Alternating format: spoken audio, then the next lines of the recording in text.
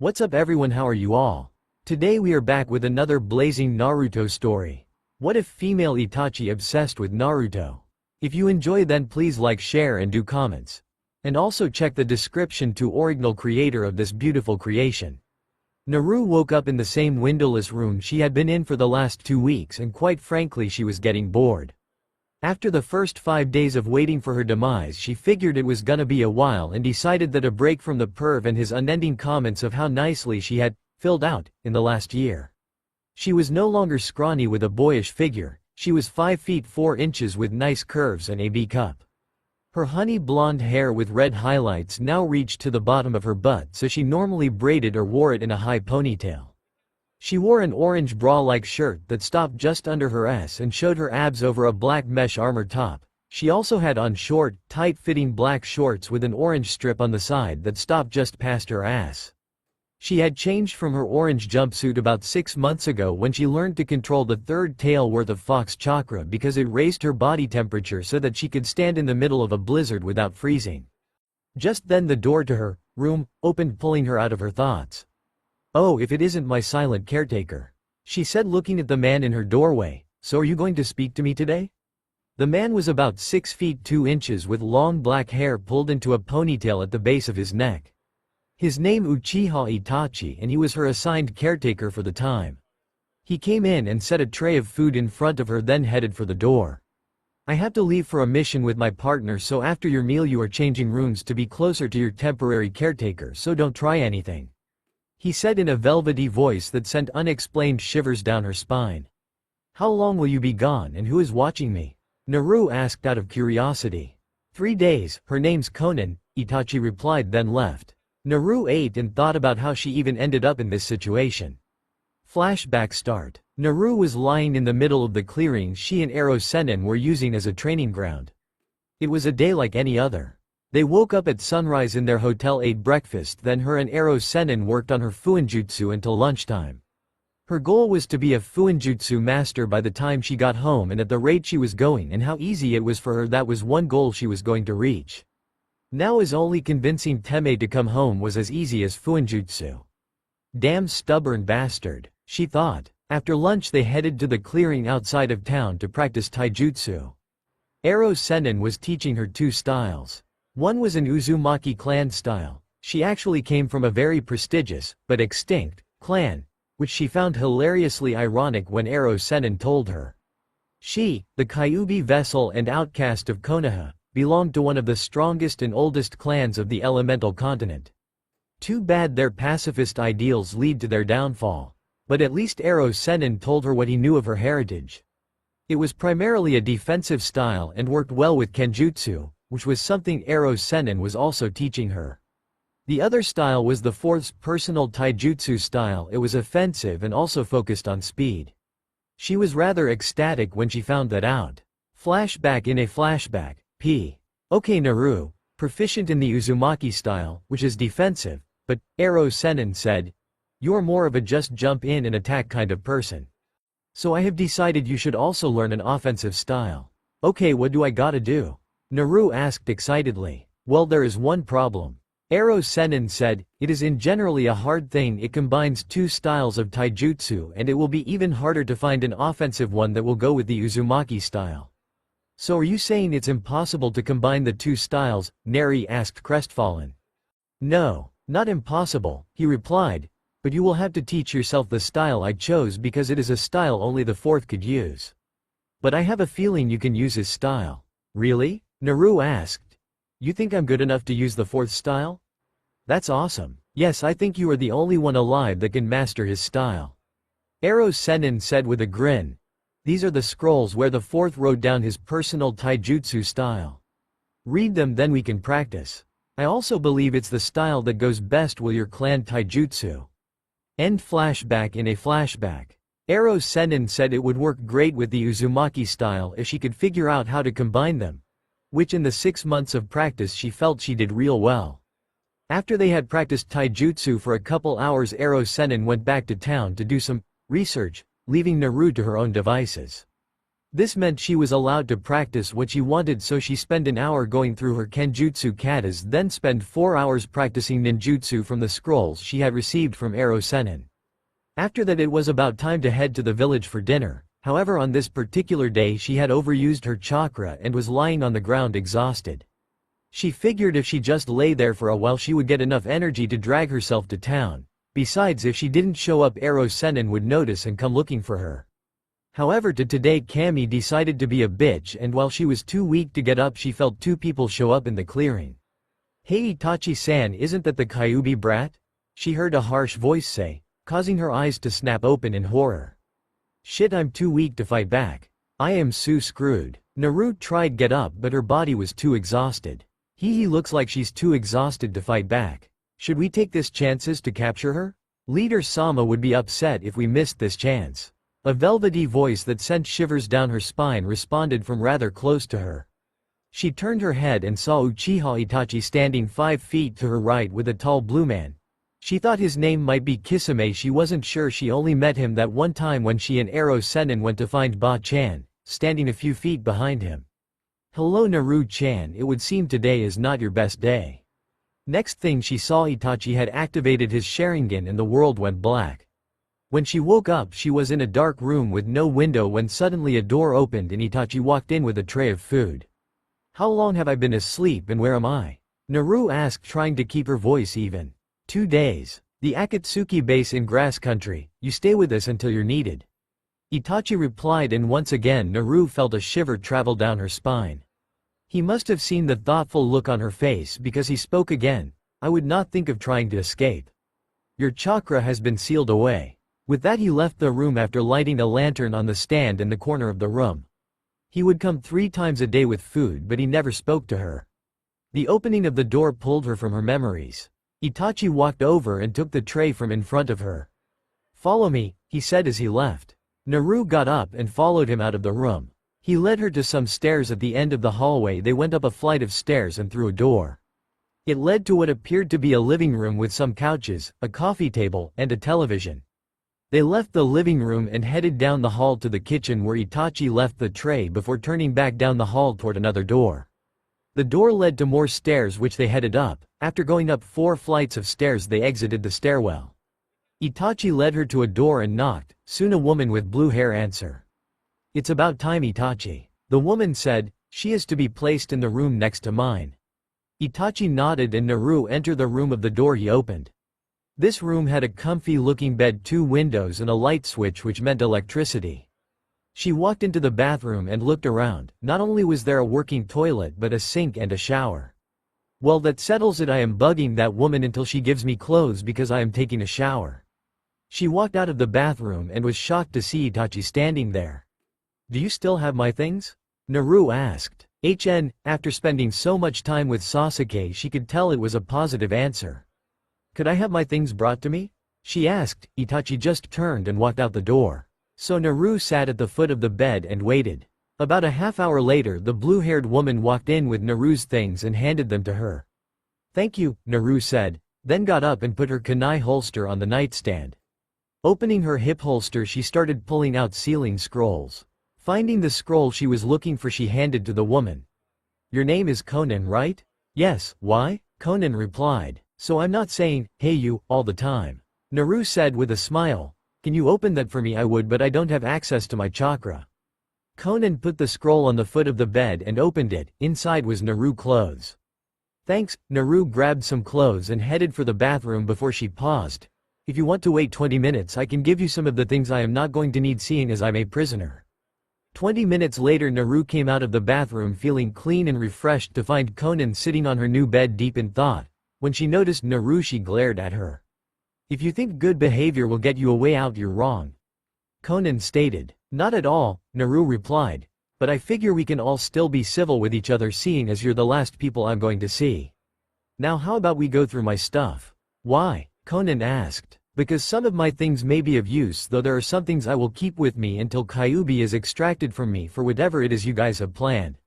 "How do you know that's what we are going to do?" Conan asked sharply. "I've had lots of time to think over the last week," Naru said as she handed Conan a couple scrolls. "Here, you can probably put these ones to use." 2 are some of my spare weapons, 3 of them are food. As long as it stays in the scroll it won't spoil, and the last one is half of my money. Why not just give us everything? Conan asked. If I did that I would be giving up and I never give up. So instead I'll just help out. Naru said with a smile. I understand. Conan said, care to tell me what you think the Akatsuki is doing? Sure, Naru said sitting on the bed. The most logical thing I can think of is that you are going to extract the beast from the Jinchuriki and place them in shinobi loyal to your group or possible even your members, seeing as Jinchuriki are a nation's strength. So if the Akatsuki have all the tailed beasts they have all the power. Would that make more sense if we just convinced them to join us? Conan countered, tried to figure out how Naru thought. That would be impossible seeing each Jinchuriki is loyal to their village or country because no matter how bad we have been treated by the village as a whole we still have our precious people to protect and will do anything to protect them. Naru said with conviction. You are definitely different from the average ninja. Conan said. Some people called me the number on unpredictable, knucklehead ninja. But honestly I just as predictable as anyone else, Naru said with a huge smile. The two sat up having some idle chatter a few more moments until Conan got up saying she had things she must attend to. The next 3 days flew by pretty quickly. Conan would bring breakfast at about 8 a.m. Then after breakfast Naru had taken to trying to get the Kyuubi to open and be a little more friendly, which didn't start off so well seeing as the Kyuubi had reached its tail through the bars of its cage, which caught unaware so she got hit. Flashback. Hey Kyuubi, Naru said. Go away. Human, Kyuubi growled. Next thing she a big reddish-orange fluffy tail reached through the bars and slammed into her, knocking her across the chamber. Ouch, what was that for? Naru shouted, I thought you couldn't leave that cage. Each time you use my power the seal loosens. Kyuubi said in a deep voice. Now leave, I have better things to do than speak to some lesser species. Sure you do, but I can take a hint, I'll be back later and maybe you'll be in a friendlier mood. Naru said as she left her mindscape. Conan would bring her lunch at noon and they would have some idle chatter until Conan would leave to go about her duties, and Naru would try with Kyuubi again. Dinner would be brought at 6. It wasn't until her 5th or 6th try in 2 days that she sort of got somewhere. Flashback. Hey Kyuubi, how's it going? Naru asked as she entered her mindscape. Grr, was the only reply. Come on, don't be like that. Naru said, can't we be friends or at least get along? You are stuck with me until I die. I will not lower myself to associate with a rude brat who does not have the common courtesy to ask my name. Kyuubi growled out. I thought Kyuubi was your name, you know, kind like how Gaara's beast is called Shukaku. Naru said, rubbing the back of her head.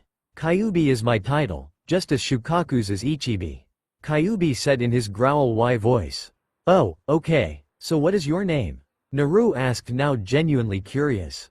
If you had asked on your own I may have told you, but now you must prove to me you have the right to know. We Biju do not tell just anyone own names.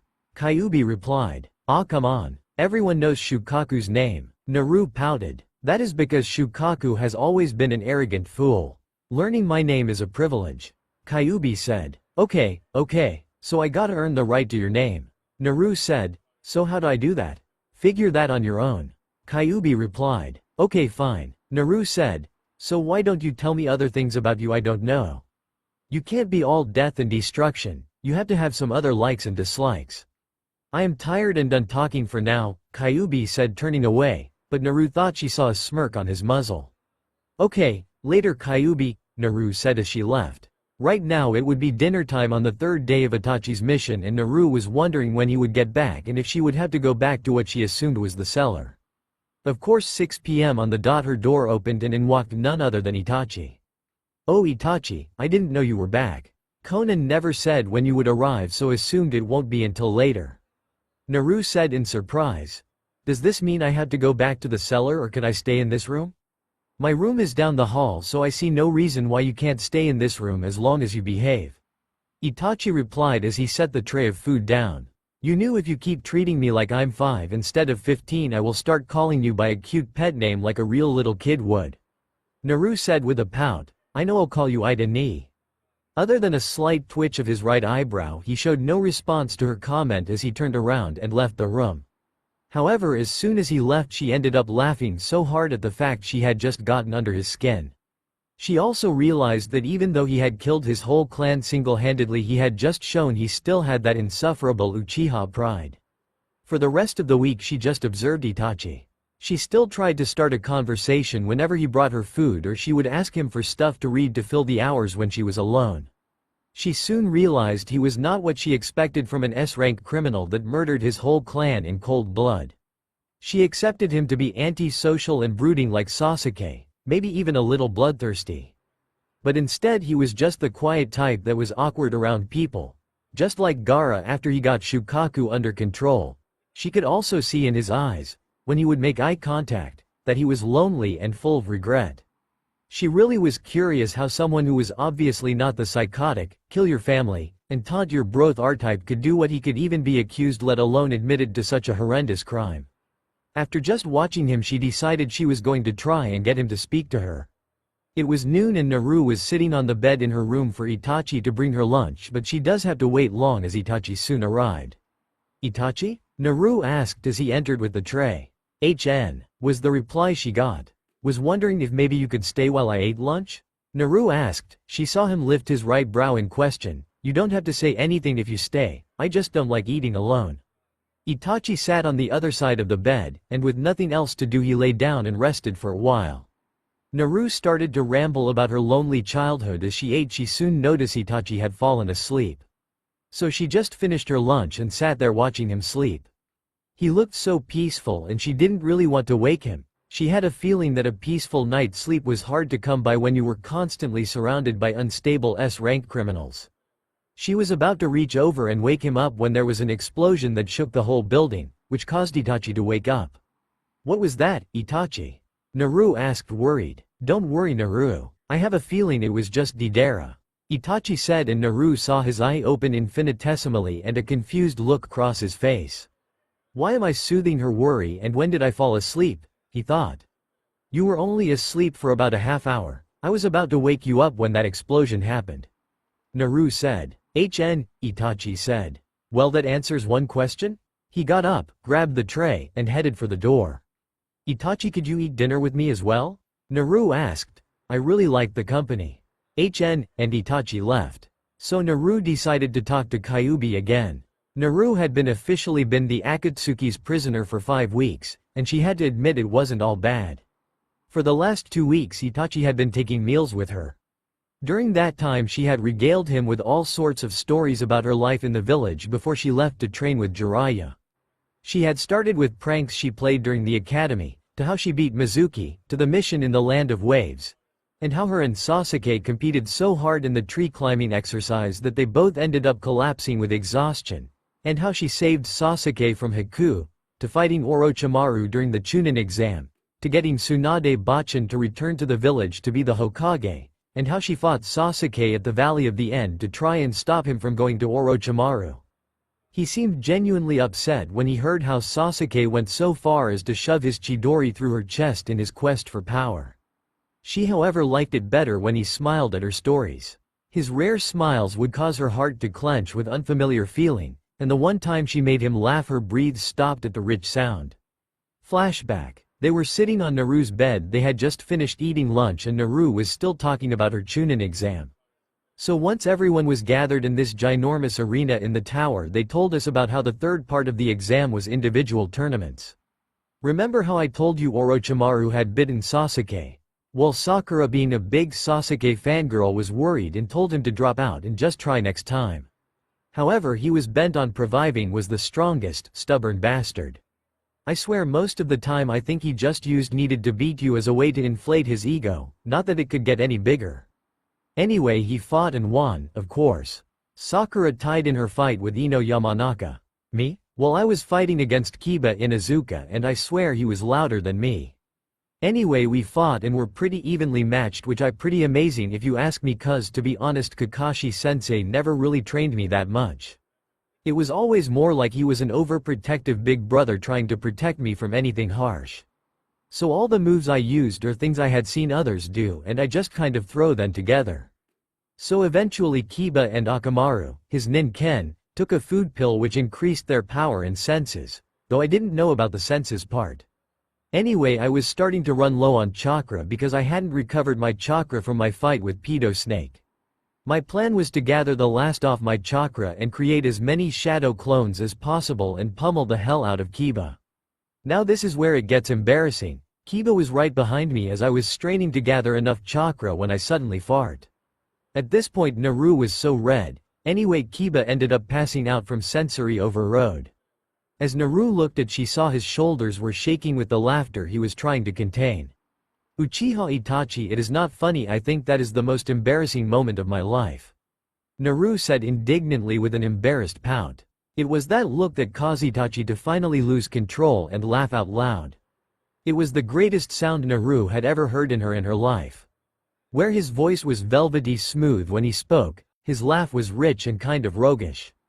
It sent a warm feeling she had never experienced to her abdomen and stopped her breathe. The sound was just so mesmerizing she couldn't help but want to hear it again. It was almost lunchtime and Naru was waiting for Itachi to show up. Starting today it was his turn to spill about his past and she was not taking no for an answer. Finally Itachi showed up with lunch, they started eating, and Naru looked at him expectantly. Don't monosyllable me, it's your turn to tell stories," Naru said with a playful glare. "What do you want to know, Naru?" Itachi asked. "What it was like to grow up in such a prestigious clan? Was being a clan heir difficult? Who were your friends growing up? Was it hard to be a prodigy? What did you do for fun?" Naru said excitedly. "I want to know everything about you." Itachi smirked as he started to tell Naru everything there was to know about him.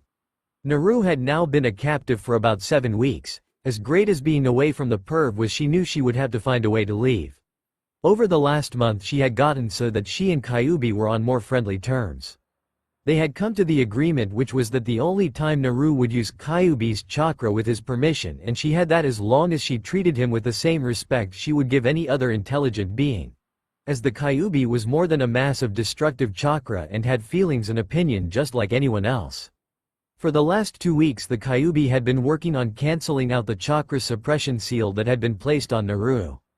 After 2 weeks of constant work the seal was almost cancelled. Another day or two and Naru would have full access to hers and Kyuubi's chakra and be able to escape from the Akatsuki.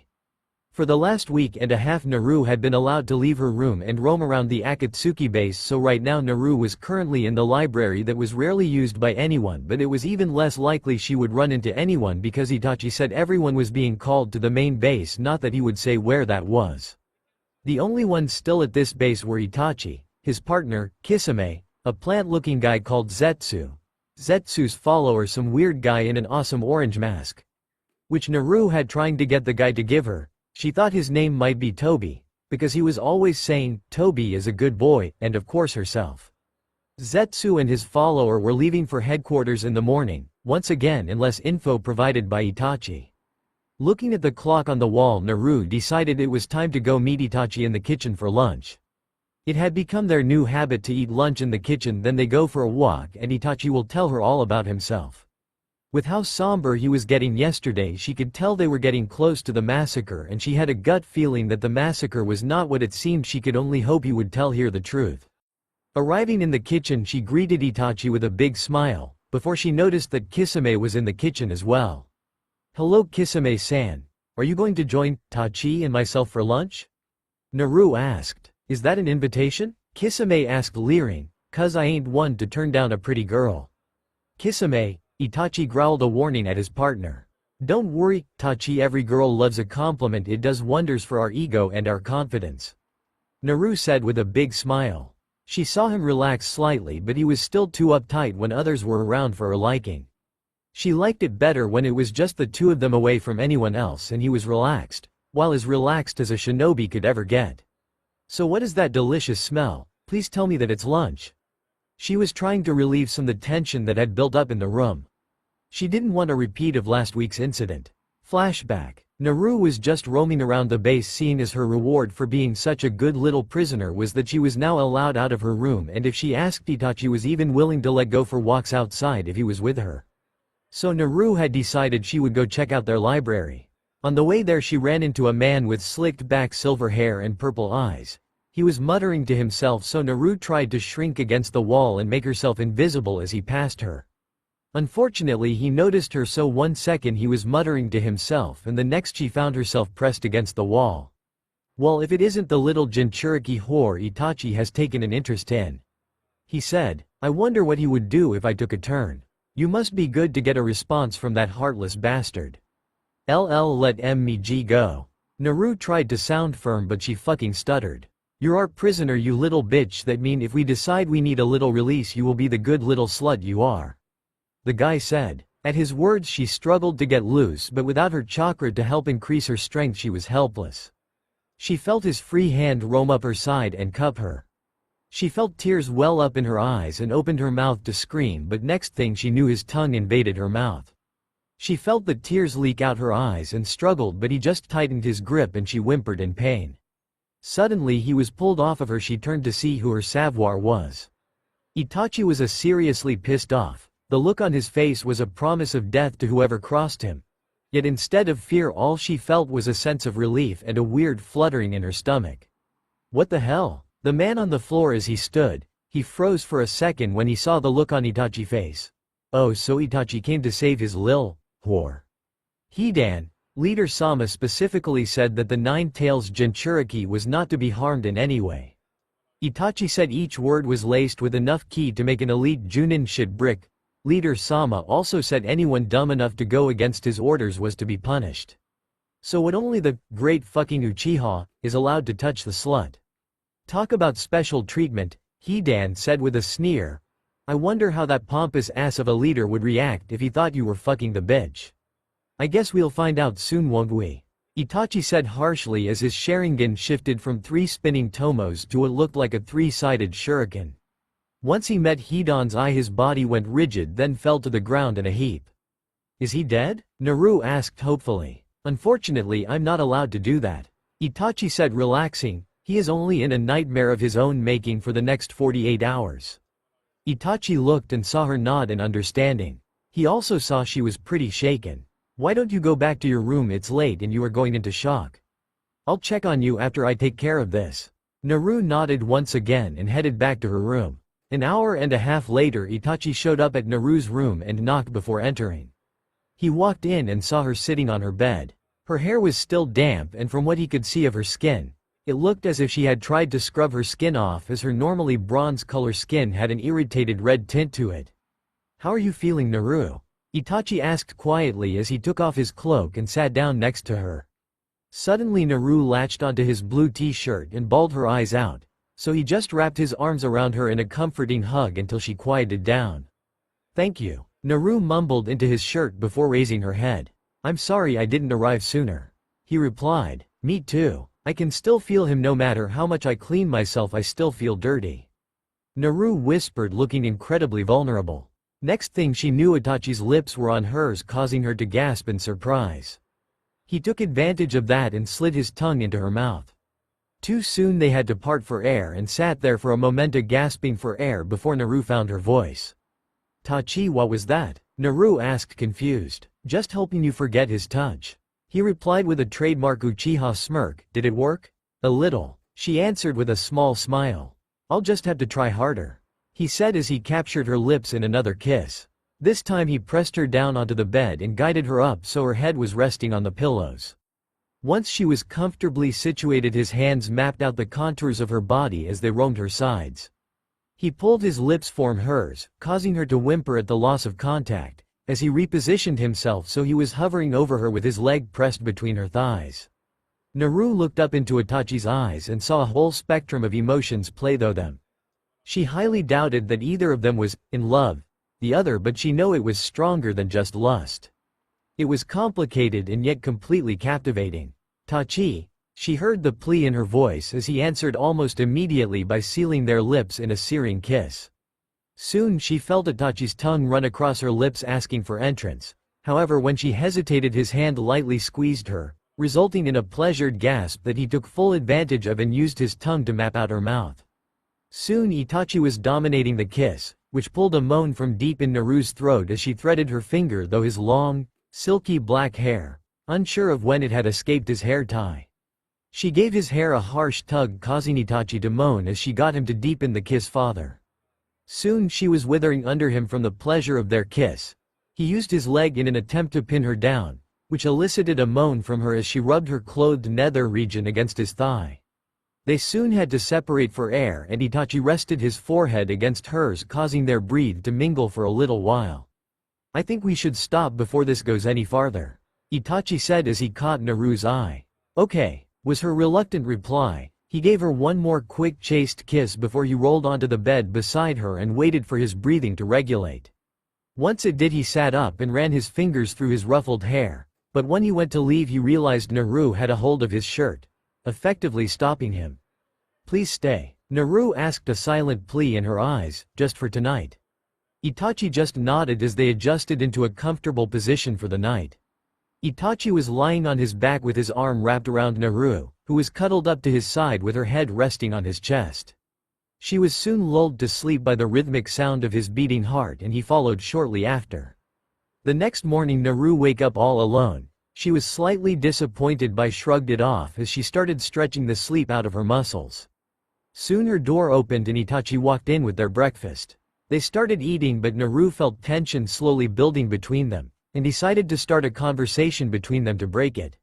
"Well, I have good news for you," Naru said mischievously. "What's that?" Itachi asked curiously. "You're a better kisser than your brother," she replied with a smirk. He chuckled as he raised his brow. "I didn't know you and my Otuto had that kind of relationship," he said with a teasing smirk. "We don't. He was my rival, best friend, and brother. The kiss was a complete accident and my worst memory," Naru said with a scowl. "Really?" Itachi sounded intrigued. "Yeah, didn't I tell you that story?" she asked. He just shook his head. "Well, I do try hard never to remember that incident. Anyway, it happened on team placement day." "Ramen," was Itachi's indifferent reply. "Great. I love ramen, it's the best food in the world," Naru replied enthusiastically. "So are you joining us for lunch, Kisame?" "No, I just had to speak to Itachi about when we leave," Kisame replied, getting up from the chair he was in. "Oh, too bad," Naru said, sitting down at the table. Itachi served lunch and sat down. "When do we leave, Tachi?" 3 days if everything goes as planned," he replied. "So where are we going? Or am I not allowed to know?" Naru asked. "I can't tell you until we arrive," Itachi said. "Any other questions? Can you tell me where we are? It can't do any harm seeing as we're leaving soon," Naru reasoned. "True, we are 2.5 days north of Kusagakure, 4 at civilian speed," Itachi said. "Oh, so, will you still train with me after lunch until we leave?" she asked. "Yes, I may even let you use that sword you've been bragging so much about," he said with a smirk. "I am so going to kick your ass," Naru said with a smirk of her own, and they finished their lunch. "Naru, give me the scroll with your katana," Itachi said, holding out his hand. Naru did as told and Itachi unsealed it. "Wear it. Why? It's not like anyone is going to attack 2 members of Akatsuki," Naru asked, but still strapped it to her back. "We have to move at civilian pace seeing as your chakra is sealed," Kisame said. "Seeing as you could never take both of us, even with your chakra unsealed, we saw no reason why you couldn't at least be armed to defend yourself." Naru just nodded. "I am so glad everyone underestimates me. Kyuubi unsealed my chakra last night. Now I just have to find a good chance to escape." Then she noticed Itachi was watching her and that he knew. They traveled all day and as soon as the sun started setting they set up camp for the night. Naru was in charge of setting up the tents, Itachi started a fire, and Kisame was sent to hunt. "When did you do it?" Itachi asked as soon as Naru sat down next to him. "Kyuubi did it last night while I was sleeping. She didn't try to hide anything." "Why not try anything?" he asked. "I don't have an opening? Are you going to reseal my chakra?" "No." After that Kisame came back with a deer and they ate dinner. After dinner Naru climbed into one of the tents to go to sleep. Kisame had first look out. Itachi followed her inside and also went to sleep. It was like that for 2 more nights. However, before bed the 4th night Itachi made a big deal about showing Kisame that he was putting up a privacy seal in the tent. "Don't disturb us," Itachi said as he went into the tent. Once inside he activated the seal which made it so that no sound could be heard outside of the tent. "Naru, tonight is the night you are escaping. We're about 6 hours west of Kusagakure. Would they know you helped me?" Naru asked. "Besides, how am I supposed to take out Kisame?" "Don't worry, I have it all planned out so that no one will know anything, but there is something I need you to do for me," Itachi told her. "Anything?" she told him. Itachi reached into his hip holster and pulled out 6 scrolls and handed them to her. Those are all of the Uchiha clan secrets that are pasted down to the next heir when they reach 18. Itachi said, after my brother reaches 18 I want you to give them to him. Why? Naru asked confused. Because I trust you, and know you will be able to bring him back to the right path. Itachi said, I get that. But why would you want your clan resurrected if you destroyed it once? She said. There are many reasons, none of which I can tell you right now. Itachi pulled out another scroll out and handed it to her. This one has a blood seal on it so that only one of my relatives can open it. I want you to give it to Sasuke once he once again shows he is truly loyal to Konoha. What's on it, if you don't mind me asking? Naru asked. It explains why I did everything. Itachi said, now get some sleep, you'll be leaving at midnight. At midnight Itachi woke Naru and exited the tent to go knock out Kisame. Soon after Naru heard a dull thud, so she exited the tent. Itachi turned to her with his Sharingan still activated. So what did you do to him? Naru asked. I caught him in my one-handed genjutsu, seeing as he knows not to look me in the eye. Itachi said, once in my genjutsu I was able to use my Sharingan on him and I altered his memory. So he won't know it was you? Naru asked, slightly relieved. No, when he wakes he will remember hearing a slight noise, then having the pressure point at the base of his neck pushed. It will all point to you. He told her, and she sighed in relief. She walked up to him and gave him a hug and kissed his cheek, then murmured, thanks, Tachi. That was the last thing he heard before she hit his pressure point, knocking him out, and put him back in the tent. At sunrise Naru arrived at the gates of Kusagakure. She walked up to the gatekeepers and pulled out her ninja papers. What is your business in Kusa? One gatekeeper asked. I'm on a training trip with my mentor Jiraiya of the Sennin. Naru told the man. He was pulled away on urgent business for Konoha that I was not allowed to follow him on. I realized we were near Kusa when he left me, so I figured I would request a place to rest up and wait for him, seeing as Kusa and Konoha are allied. You may enter and go to an inn, but do not leave your room until you have been seen by the Kusakage. The second gatekeeper said. Understood, Naru said with a dazzling smile. Could you direct me to a cheap hotel? My funds are low due to my lack of missions. Go 2 blocks down the main road, take a left and go 3 blocks down that street. On your right is a small bed and breakfast. GK1 to the power of 2 said. Thank you. Do you know about how long it will take for the Kusakage to be able to see me? Either today or tomorrow. GK2 to the power of 2 replied. Thank you, Naru said with a bow and headed in the direction they told her. She got to the bed and breakfast pretty quickly. She requested a room. Once in the room she decided she may as well rest until she was called by the Kusakage. After she had spoken to them she would find a way to earn back the money she had given to the Akatsuki to show she would cooperate with them. Then she would summon a toad and let Ero Sennin know where she was and that she was all right. The next day the Kusakage summoned her to their office. It was a man about the same age as Jiraiya and Ba-chan by the name Yasuo. He gave her permission to use any of the training grounds, full access to their library. She was able to take any mission she wanted, as long as the mission pay was split between her and the village's good fellowship, and she was also allowed to help at the academy whenever she wanted during her stay. For the first few days she took simple D rank to get acquainted with the village, then took some C ranks that brought her out of Kusa to the surrounding area. At the end of a week she summoned Gamakichi. Yo, Naru, where have you been? Jiraiya has been searching all over Gate no Kuni Cubed for you since you went missing. Gamakichi said. I was kidnapped by the Akatsuki, but they got sloppy with watching a weak prisoner.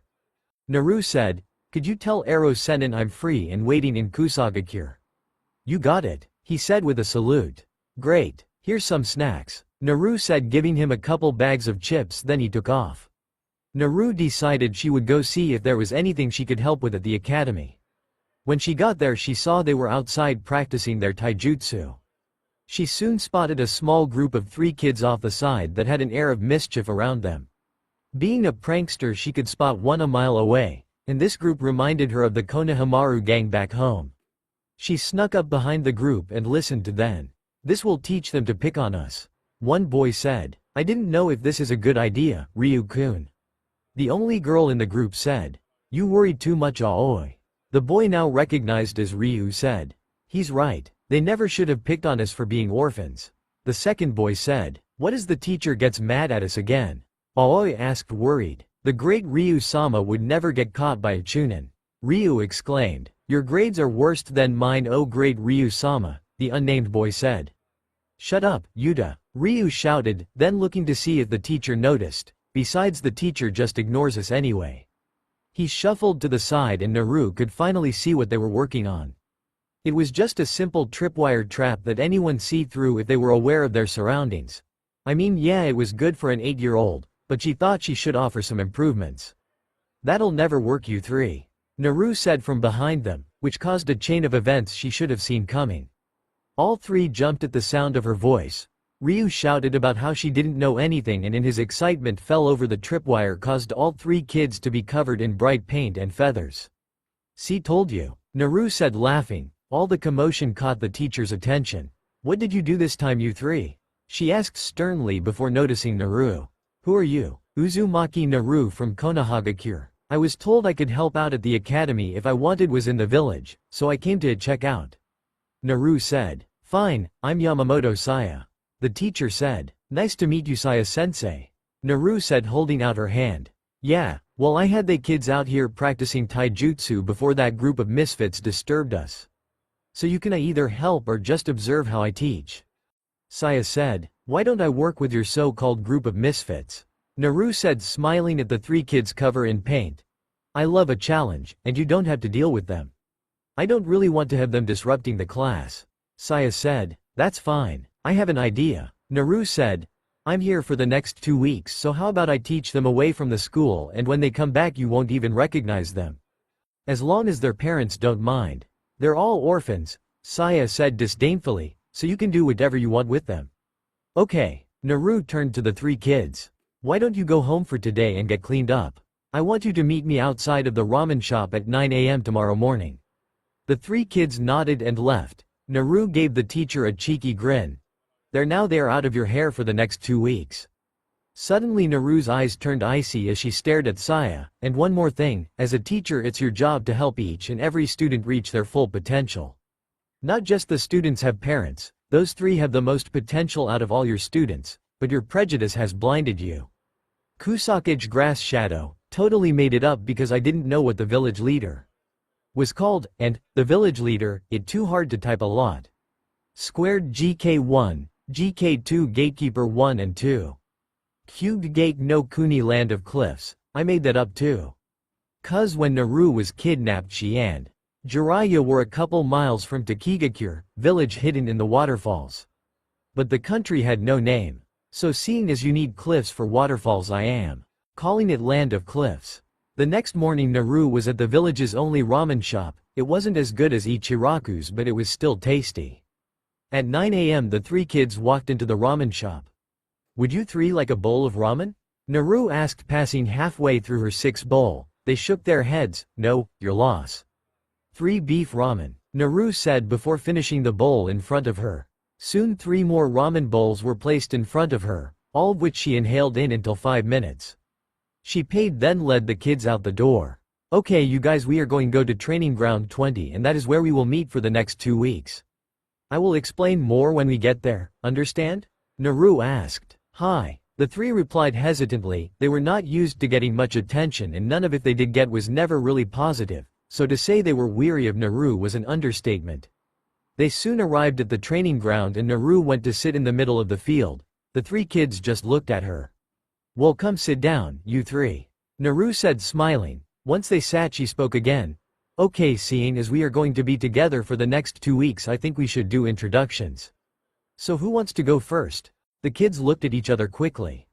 You should go first, Ryu said. The other two nodded in agreement. Okay, my name is Naru Uzumaki, future Hokage of Konoha. I like ramen, training, protecting my precious people, and meeting new people. My dislikes are waiting 3 minutes for cup ramen, people who hurt my precious people, people who judge before they get to know someone, people who try to start conflict, and I hate Orochimaru. My hobbies are pulling pranks, reading, training, and just relaxing in the sun. My dreams for the future are saving my best friend, and hopefully his brother, and I am going to be the 6th Hokage. That's all, your turn little leader-kun, Naru said as she pointed at Ryu. I'm not little. My name is Ryu and I'm 8.5 years old. I like Yuta and Aoi and yakisoba. I dislike people who look down on us. My hobbies are pranks. My dream is to be the most awesome ninja ever. Ryu said. He was short with brown hair and green eyes. He wore a black t-shirt and khaki color pants with shinobi sandals. As a matter of fact, all three kids wore the same outfit, except Aoi's had handmade bows sewn on to make it look more girly. Okay, next. The girl in the middle. My name's Aoi, I'll be 8 in 2 months. Aoi said. She had light purple hair that was streaked with black and black eyes. She was a little shy. I like Ryu-kun and Yuta-kun, and Mitarashi Dango. I dislike the people who like to bully us. My hobbies are studying, reading, cooking, and taking care of Ryu-kun and Yuta-kun. I don't know what my dream is, but I would like to be a good kunoichi. Okay, last but not least, boy number 2. My name Yuta, I turned 8 a month and a half ago. Yuta said he jet black hair and purple eyes. He seemed to be the happy balance personality-wise. I like Ryu and Aoi-chan. I dislike bullies. My hobbies are reading and studying. My dream is to protect Ryu and Aoi-chan forever. Okay, so that's it for introductions. Now do you have any questions? Naru asked. Yeah, why do you bother with this? No one else cares. Ryu said. I just see 3 potentially great ninjas and thought you deserved to show someone your skills. Naru said. Besides, you guys remind me of myself when I was younger, but that's a story for another time. Let's get down to learning. Now who wants to tell me how much you guys already know? Aoi raised her hand. Naru nodded. Once Naru had a basic idea of how much they knew, she started teaching. Okay, for the next hour we are going to read from the history books. I know it's boring, but if you know what happened and why you can prevent something similar from happening again. After that we'll do a chakra exercise, then practice the 3 basic jutsus, then we'll go eat lunch. After lunch we are going shopping to get you guys some new clothes, plus you'll need a special outfit for when we do stealth training. After that we'll come back to the training ground to work on you taijutsu and stamina. So you guys ready? With that Naru started teaching the kids. For stealth training she had them dress in neon colors and go around pulling pranks without getting caught. Ryu loved that lesson and the other 2 had to admit it was kind of fun. At the end of the first week the 3 had really improved in all their studies. They were finally at the same level as all their classmates at the school. Aoi was still shy but had come out of her shell enough to vocalize her opinions. Ryu didn't shout as much, and he had a friendly rivalry with Yuta to see who could learn things the fastest. All 3 had mastered the leaf exercise for chakra control. The quartet was currently eating lunch listening to Naru tell stories of the pranks she pulled when she was in the academy, when Naru suddenly sat up straight. Shit, I am so dead. Naru mumbled. The 3 kids looked confused, but before they could ask what was wrong there was a big poof of smoke. Do you have any idea how worried I was when you vanished? A voice roared. I almost tore Gate no Kuni Appart looking for you? Do you know what would happen to me if the Akatsuki had killed you? Tsunade would kill me then bring me back just so everyone else could have a go at killing me as well. Arrow Senin, calm down, I'm fine. Naru said. Calm down, I should beat you within an inch of you life for the worry you caused me. Jiraiya shouted. The threat didn't really carrying any weight because he was just worried and not angry. However, 3 little munchkins came to her rescue anyway. Don't you dare threaten Naru-sensei. Ryu shouted as he got into his taijutsu stance. Yeah, you have no right to yell at her. Yuta said following Ryu's lead. Please don't be mean to Naru-ne. Aoi asked, but she was also in her taijutsu stance. The 3 definitely caught Jiraiya off guard by protecting Naru. She however just smiled at their concern for her. Ryu, Yuta, Aoi, it's alright, he doesn't mean any harm, he was just worried, because I vanished on him for 2 months. Naru said, and the 3 relaxed their stances. Vanished? You were fucking kidnapped by the group that wants you dead. Jiraiya said. Well, I'm fine. They actually took good care of me seeing as they planned to do my extraction last. Naru informed. Why would someone want to kill Naru-ne? Aoi asked on the verge of tears. Yeah, Naru-sensei is too kind for anyone to hate that much. Ryu said in a similar state. Yuta was too shocked to do anything but stare. Oh come on guys, it's nothing to be sad about, I won't die that easy, I have too many things I have to do first. Remember my nindo is, to never give, and I never go back on my word. Naru said. So why don't you guys forget about it, but remember ninja always make enemies and their lives are in danger with each mission. Okay? To that she got a collective watery smiles. Hey, I know what will cheer you up. How about instead of lesson this afternoon you watch me spar against one of the legendary senin? Really, can we? Ryu asked excitedly. Of course. That is if Arrow Senin isn't too tired from his travels. Naru said, smiling at his. Jiraiya found himself faced with 3 excited and expectant faces of 3 adorable 8-year-olds. Fine brats. Jiraiya agreed. Yahoo! 3 voices cheered. Kick his ass, Naru-sensei. Good luck, Oni-sensei. Why? Please be careful, Naru-ne. I'll do my best. Naru told them. Do you think I'll go easy on you just because you have been slacking for 2 months? Jiraiya said. Who said I was slacking in captivity? My caretaker was very considerate and trained with me. Naru gave an Uchiha smirk as she lunged at him, starting the spar. 3 hours and a few bruises later, 3 wide-eyed students followed Jiraiya and Naru back to town. Did you see that punch she landed? I think it cracked a couple ribs. Ryu was exclaiming as he recapped the spar. Hey Arrow Senin, did she crack any ribs? My name is Jiraiya the Great Toad Sage, you brat. Jiraiya said, and I think she did. He added as he proudly ruffled Naru's hair. I know it. Naru-sensei is super awesome. Ryu exclaimed, making Naru blush at the compliment. Yuta just nodded in agreement. I think so too. Aoi whispered. Thanks guys. Naru said. How about to celebrate me landing my first hit on Arrow Senin, we go have yakisoba then go get dango for dessert. Arrow Senin's treat. That was greeted with 3 cheers. For the next week Naru taught the kids their academy curriculum, but she also started them on tree walking. Aoi picked it up the fastest, which made Naru suggest that Aoi look into learning to be a medical ninja. Unfortunately Naru's 2 weeks as their teacher was up and it was time for her to leave. Why can't you stay, Nei-chan? Aoi asked. Wish I could, but I had to go. Naru said, you may think I'm a super strong ninja, but I'm still not strong enough to protect all my precious people, which includes you guys. So I had to go with my sensei. But what about us? Who's going to teach us? Nobody cares but you. Ryu said. I promise there are more people out there who will see how awesome you guys are, you just have to work hard just like you have been these last 2 weeks with me. Naru said. I promise I will visit you whenever I get the chance. So you 3 have to promise to keep up your training and become the awesome ninja I know you can be. We promise. The 3 said and hugged Naru. Afterwards Naru and Jiraiya left the village and headed on their way.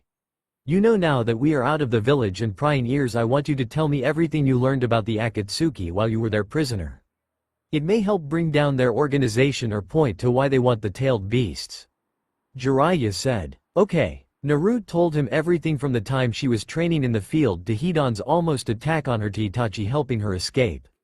She left out what Itachi told her if it didn't have to do with the Akatsuki as well as their making out incident.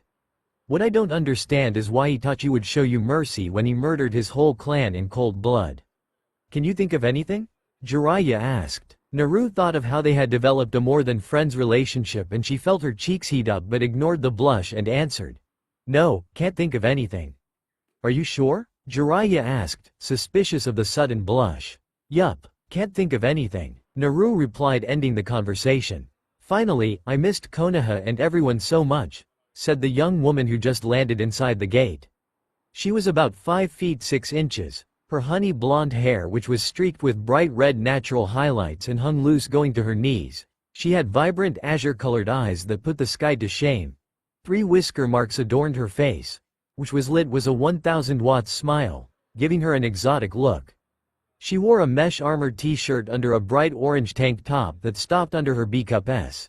Tight, black shorts that just covered her ass. She wore elbow-length, open-fingered orange gloves with a mini black weasel embroidered at the end. On hip was an orange pouch and there was a matching kunai holster on her right thigh, and she wore black open-toed, knee-high boot. Think of Sakura's boots. How can you stand to stay away for so long, Arrow Senin? Don't call me that, Gaki, replied the older man that landed a split second after her. He was a tall man with waist-length, spiky white hair usually tied back into a ponytail, with 2 shoulder-length bangs that framed both sides of his face. He also had red lines that ran down from his eyes. He wore a green short shirt kimono and matching pants, under which he wore mesh armor that showed out of the sleeves and legs of his outfit. He also wore handguards, a simple black belt, traditional Japanese geta, a red haori with 2 simple yellow circles on each side, and a scroll on his back. I miss Konoha as much as the next person, but I can never seem to stay in one village for too long. More like your perverted ass gets chased out. The girl grumbled under her breath. The great Jiraiya-sama does not get chased out, he gets chased after. Jiraiya spoke. Whatever you say, Aro Senin. The girl replied, let's just go see Ba-chan. I have 2.5 years worth of dust to clean out of my apartment. With that they took to the roofs as they headed to the Hokage Tower. About halfway there the girl stopped and looked around. This place hasn't changed at all. Then she looked at the Hokage mountain. Aro Senin looked. They added Ba-chan's ugly mug. Naru, is that you? A feminine voice called out from the ground, causing the girl to look down. Sakura. Naru answered as she jumped off the roof, flipping through the air and landed gracefully next to the pinkette, before glomping her in a hug. I missed you so much. How have you been? And you stronger than Ba-chan yet? Slow down with the questions. Sakura said, it's great to see you too. It has been so boring without you around. My training has been great, but I still have a ways to go. So when did you get back? About 10 minutes ago. Aro Senin and I were on our way to see Ba-chan. Naru said, oh, I must have left the gate just before you arrived, so do you want to go see Tsunade-sama with me? Sakura said, I have to drop off the traveler report from the gate. Sure, and you can get me up to date in all news Konoha. Naru said as they started walking, as Sakura started filling Naru in on all the gossip. Soon they ran into Shikamaru and Tamari walking around. Are you guys on a date? Naru asked them. Tamari got a faint blush. That would be missed by anyone that did know her. Of course not, Tamari said indignantly. I'm just escorting her around. She's here from the Chunin exam that just ended. Shikamaru said lazily. Well, that explains why I didn't see when we stopped in Suna to warn Gaara. Naru said. Warn him about what? Tamari asked sharply. The Akatsuki should be moving by the end of the month. Naru said, much to the confusion of Sakura and Shikamaru. They're going in order, so Gaara is first. Do you know when? Tamari asked. No, it's just guesses from the information we collected over the last 2 years. If you want more information you can come with us to see Ba-chan. Naru said, Shika, you should come as well. Your mind might be able to fill in the blanks. Shikamaru nodded and the group set out to the Hokage Tower with some small talk. Ba-chan, I'm back. Naru shouted, busting into the Hokage's office. Naru, knock first, don't just barge in. Sakura yelled as she hit Naru upside the head. This is the Hokage's office, not your apartment. I am glad you're back, Naru.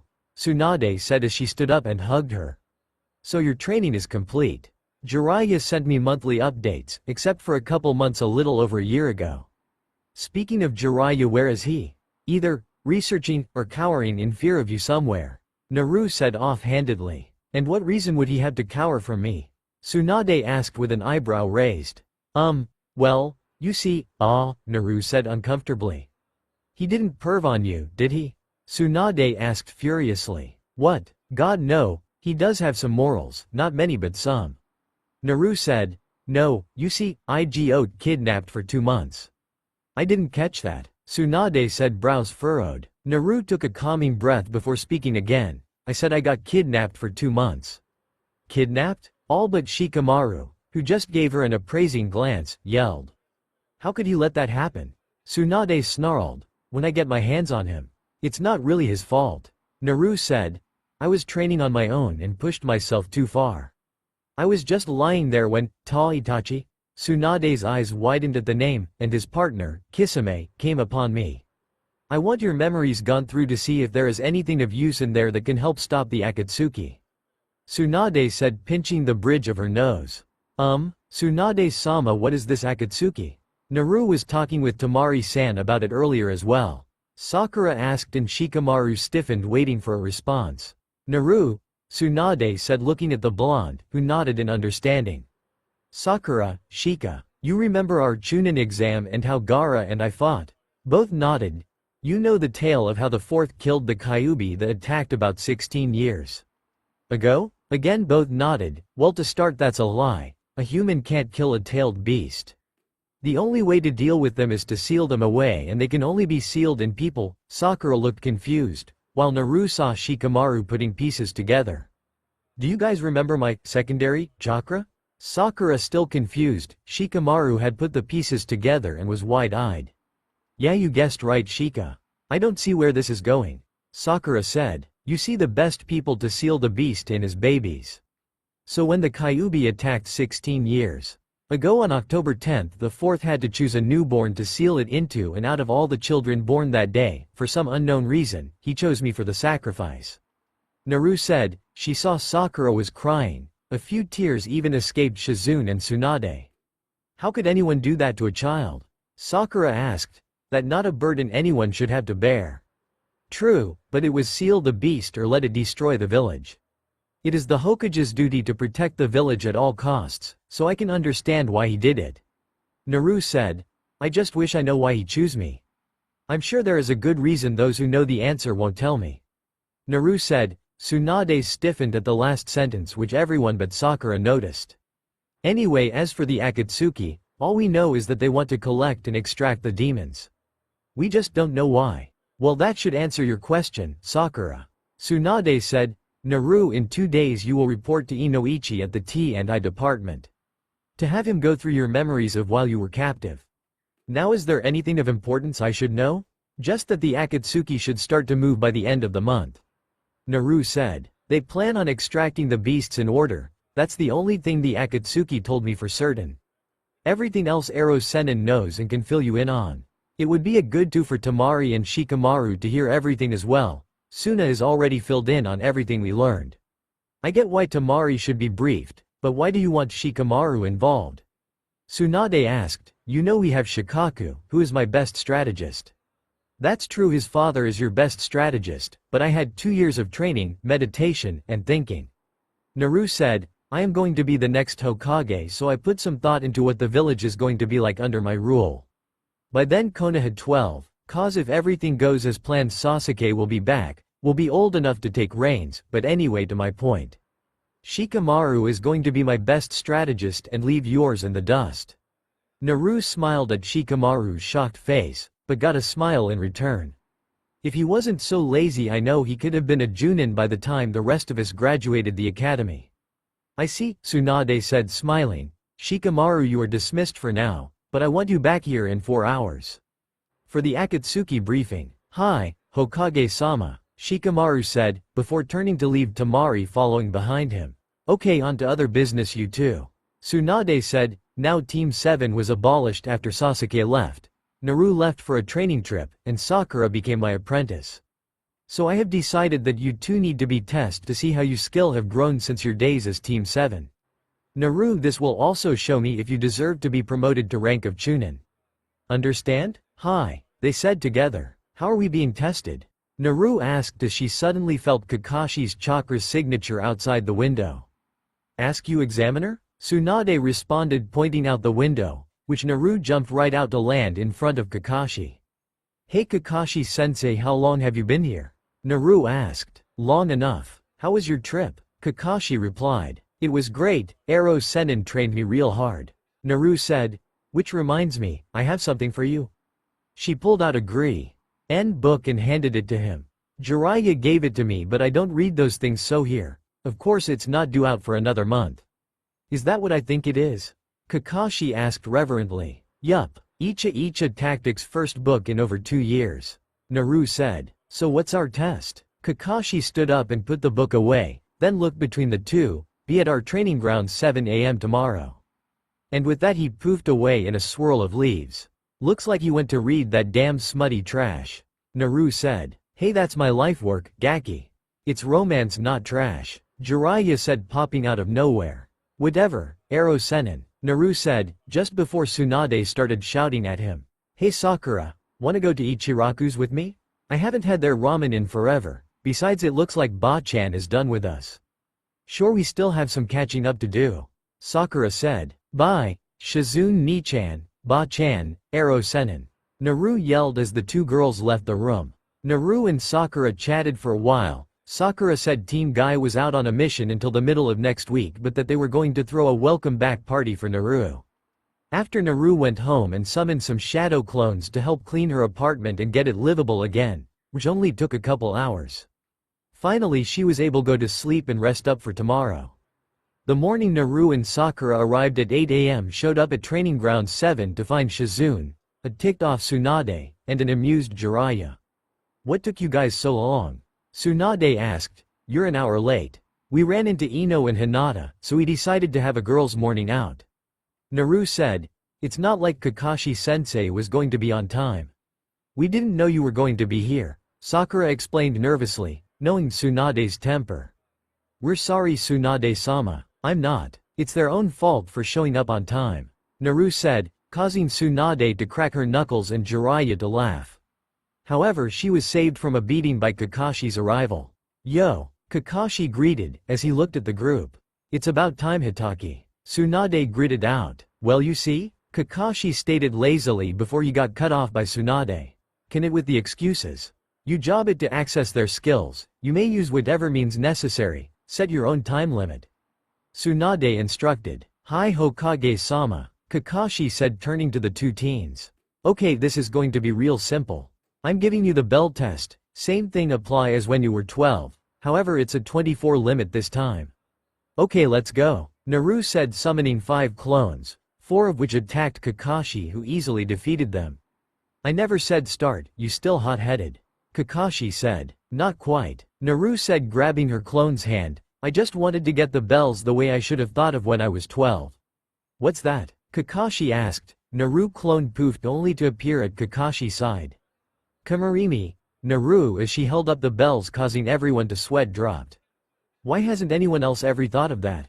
Tsunade groaned. "I mean tons of genin have been given the bell test, myself and the 4th included."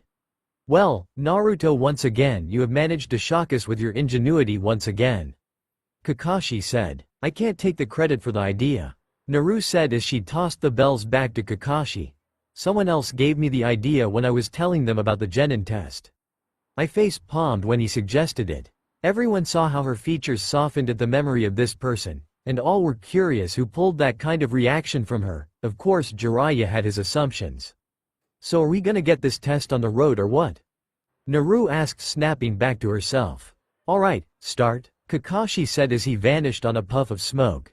"Where is he?" Naru asked as Sakura looked around. "Below," Sakura shouted as she punched the ground, causing it to crumble. Note to self: dodge punch when Sakura is really upset. Naru thought. "Jiraiya, what rank would you say Naru is at right now?" Tsunade asked after watching the match for a few hours. "She is at the point where if she goods out in a spar she can match me for a few hours before I start to overpower her," Jiraiya replied. "So I'd say she is ready for a Chunin promotion, and with a couple months experience she'll be ready to become a Junin for this village as well." "What do you mean in this village as well?" Tsunade asked. "Remember that agreement you made with the Sand siblings as part of the allegiance agreement?" Jiraiya asked. "They get to adopt Naru, and as such she is also an honorary member of Suna, working as an ambassador when necessary." "Yes, I remember," Tsunade said. "Isn't that why Gaara was elected as case caged by the Suna Council?" "That, and neither of his siblings would take the position because Naru convinced Gaara he was born to protect Suna," Jiraiya said. "Anyway, Gaara deemed that as a Jinchuriki and the one to help him see the light, she deserved to be on his personal guard, which consists of High Junin and Anbu." "Why wasn't I informed of this?" Tsunade asked. "You should have told me. It was a Suna matter and did not concern Konoha," Jiraiya stated simply. "What if the cages were under attack? She would have to pick a side." Tsunade stressed. "We both know she would never pick a side. She has vowed to herself to protect everyone precious to her," Jiraiya said. "Now back to her skills. I think if you were to start her training now she would be ready to take over by the time she reaches 18, if you wanted." "Really?" Tsunade asked. "I will think about it, but her training would have to be in secret because those stuffy old coots would try to block us at every move." "Now one more question." "What?" Jiraiya asked, raising his brow. "Who is she talking about?" Tsunade asked. "I know you saw that look." "She won't tell me," Jiraiya said. "Every time I brought up her being in love or having a crush, she denied it. I think she believes herself when she says that. She really doesn't know her features soften when she speaks about whoever it is." "Don't give me that. I know you at least have an assumption of who it is," Tsunade said. You're right, I do, but I also know ignorance is bliss, Haim. Jiraiya said solemnly. Are you telling me to drop this? Tsunade said. I'm saying that even an assumption won't help anyone. Jiraiya said. After several more hours, Sakura and Naru get the bells from Kakashi. We all know how. Naru and Sakura were waiting for Tsunade's evaluation as she had just finished speaking with Kakashi. Naru, did you come up with that taijutsu style on your own, or was it something Jiraiya-sama taught you? Kakashi asked as he joined the two girls. I learned it on my own mostly, Naru said. It's a combination of two different styles which took a while to combine. However, once I did it made it kind of unpredictable. Which styles did you combine? I thought I recognized some of those moves. Kakashi asked curiously. Well-on style was an Uzumaki clan technique that could be used with my kenjutsu. Naru said. You have a clan? Sakura said. Yeah, I was surprised as well. Naru said. I kinda remembered hearing about my clan in the academy, but then Iruka-sensei told us it had been wiped out during the Second Shinobi War, so I just pushed the thought away. Now that you mention it, I do remember that. Sakura said. Something like them being more powerful than the Senju or Uchiha clan, so they were feared by all their enemies, which caused Iwa and Kumo to join forces and wipe out the whole clan. Yeah, that's the one. Well, it would turn out some people escaped and are scattered around the elemental continent, making me one of the last Uzumakis, which is kinda cool. Naru said. Anyway, back to my taijutsu. Once I was proficient in the Uzumaki style, which is primarily defensive, Arrow Sennin decided I should try and combine an offensive style with it because I'm not really a defensive fighter. Isn't that almost impossible to do because both styles have to balance out? Sakura asked. Yeah, Naru said. Arrow Sennin said he had to put a lot of thought into it, but he said he finally found one that would work. It took almost 5 months before I could even try combining them because I had to completely teach the style to myself, because Arrow Sennin had only ever seen it done and took more speed than he could use. Really, a style Jiraiya-sama can't use? Kakashi asked, intrigued. Which would that be? The fourth Hokage's personal style. Naru said, shocking Kakashi. So that's why I recognized some of the moves. Kakashi murmured. Why's that, Kaki-sensei? Naruto asked. Even Sakura looked interested in learning something about their old sensei. The fourth Hokage was my sensei. Kakashi told them. That's so cool. Naru shouted. He has totally been my hero since I was little. Just then Tsunade, Jiraiya, and Shizune, who was holding a wiggling tauntaun, walked over, stopping all farther conversation about the fourth. Alright, based on my observations of this match, I'm reinstating you three as a team. However, instead of teacher and students, you will all be equals. The leader will be Kakashi and you shall all be part of Team Kakashi. Tsunade said. Your first mission shall be in a week. Now, Naru, in regards to your promotion, dramatic pause. I want you to pick up your Chunin vest and uniform in 3 days' time. Congratulations, brat. Yes, Naru shouted, jumping up in the air. You're all dismissed. Tsunade said. Gaki, remember I want you at the T&I department at 10 a.m. tomorrow morning to see Inoichi. Hi, Bachan, Naru said as Team Kakashi went to celebrate. Bet you didn't see that connection to Suna coming. So next chapter is Inoichi's mind search. What could possibly happen? Also, Naru's plan to get Sasuke back is revealed. The next morning Naru woke up at 5 a.m. like always. She decided that seeing as she had so much time, she would do some morning exercise before getting ready for the day. She dressed in an orange tank top and loose black shorts that went to her knees, and instead of her ninja boots she put on some civilian sneakers. Leaving her apartment, she decided to run a few laps around the walls of Konoha before she headed to Training Field 8 to do some push-ups, sit-ups, and to run through some light katas. All this was done while her chakra was sealed so that she was building muscle. Then she headed home to clean up before heading to the T&I department. At 9:45 Naru walked into the T&I building and was rather surprised to see it had a lobby with a receptionist. Naru shrugged and walked up to the receptionist and cleared her throat, get the receptionist to turn around. Naru. Turns out the receptionist was Ino. What are you doing here? I got an appointment with your father at 10 a.m. Naru said. I thought you were working at the hospital with Sakura? I do, but I'm also my father's apprentice, seeing as I'm the next clan head. Oh, I didn't know you were following him to the T&I department. I thought you would do the medic thing. Naru said. Do you really have time for both? Yeah, I only decided a year ago to follow my dad. I think I surprised everyone when I made the decision.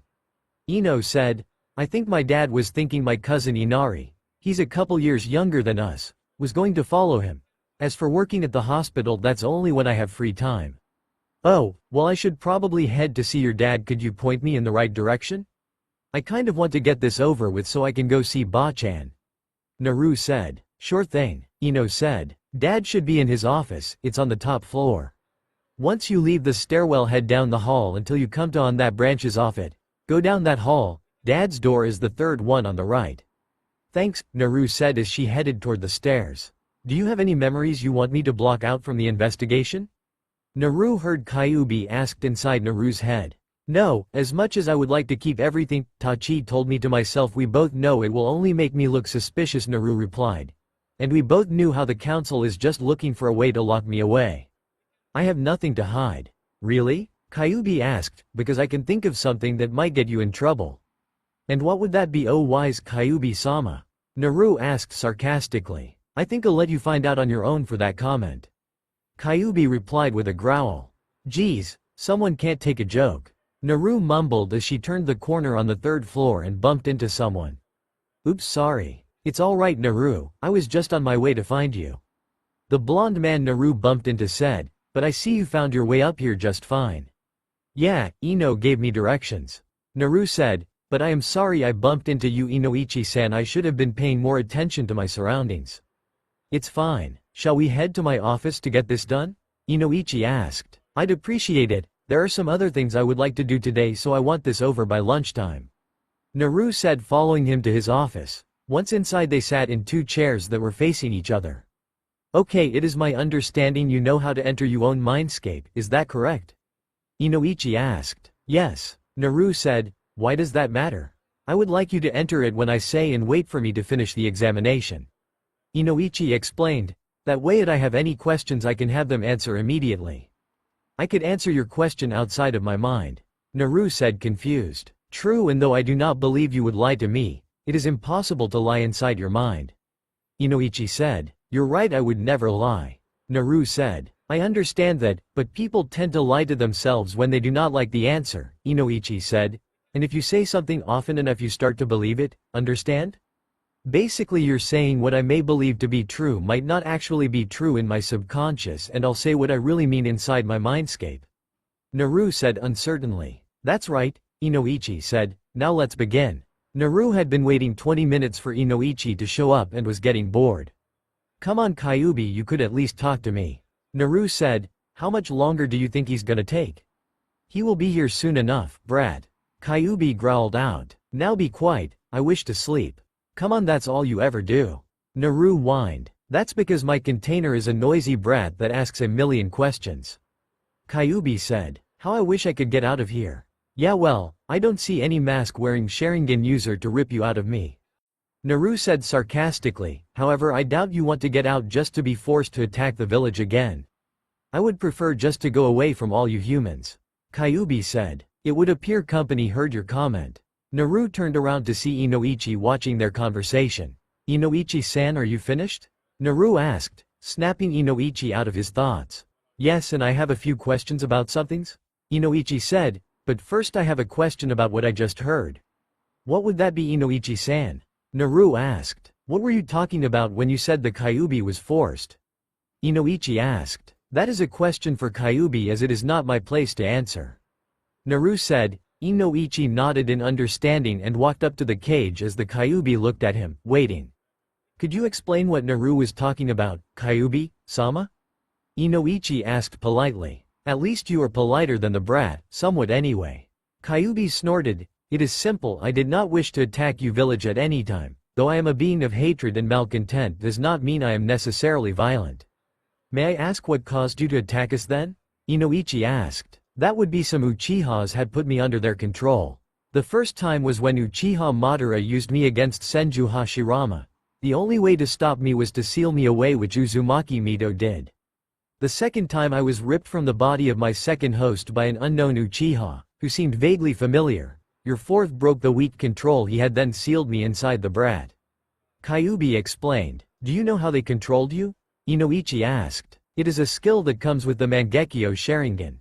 Kyuubi said, "You have your answers, now leave me alone. Your focus is supposed to be the brat." "Thank you for speaking to me," Inoichi said, then turned to Naru. "Are you ready to answer my questions?" "As ready as I can be," Naru replied. "Is this going to take long?" "I only have 1 or 2 questions," Inoichi said. "Is it alright if I start?" "Sure," Naru replied. "Okay, first question," Inoichi stated. "Do you remember all your time with the Akatsuki?" "Yes, I remember everything," Naru answered. "What do you think of Itachi?" Inoichi asked. "I don't understand. Do you mean do I think he's a good person or something like that?" Naru asked, confused, and Kyuubi snorted inside his cage. "No, let me ask it another way," Inoichi said. "Do you love Itachi?" "Yes," Naru replied, then her eyes widened in shock. "I do?" Naru was really shocked by the revelation. "Would you still protect Konoha if he attacked it?" Inoichi asked. "He'd never do that," Naru said with conviction. "Naru, he already wiped out his whole clan without reason. There is a high possibility he will attack Konoha," Inoichi said seriously. "If you really did go through everything, you should know Itachi would have needed a very good reason to do what he did."